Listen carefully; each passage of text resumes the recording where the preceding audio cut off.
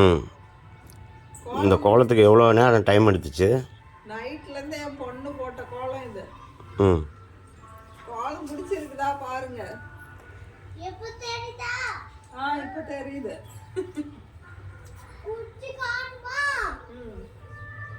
கோலம் சூப்பரா இருக்குதா பார்த்து சொல்லுங்க.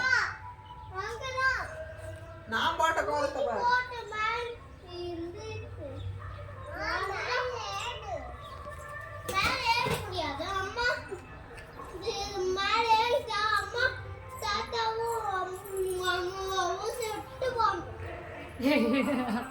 ஆமாடா. கோலத்தை எல்லாரும் பார்த்தீங்களா? பிடிச்சிருக்குதா? என் பொண்ணு போட்டாங்க.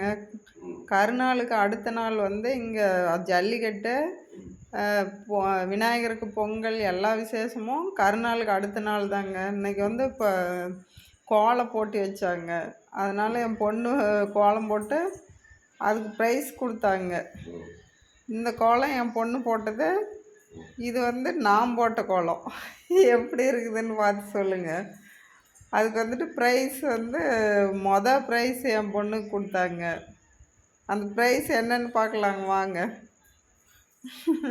ட்ரெஸ்ஸிங் டேபிளுங்க பாருங்கள். இந்த ட்ரெஸ்ஸிங் டேபிள் தான் சூப்பராக இருக்கா? பொண்ணு போட்ட கோலத்துக்கு ப்ரைஸுங்க.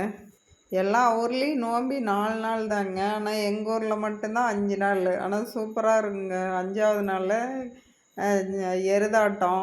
நாங்கள் ஜல்லிக்கட்டுன்னெலாம் சொல்ல மாட்டோங்க, எருதாட்டம்னு தாங்க எங்களுக்கு தெரியும். அப்படி தான் சொல்லுவோங்க. சரிங்க, எங்கள் ஊரில் எப்படியெல்லாம் எருதாட்டுறாங்க, அது எப்படியெல்லாம் விசேஷம் கொண்டாடுறாங்கன்னு நாளைக்கு வீடியோவில் பார்க்கலாங்க.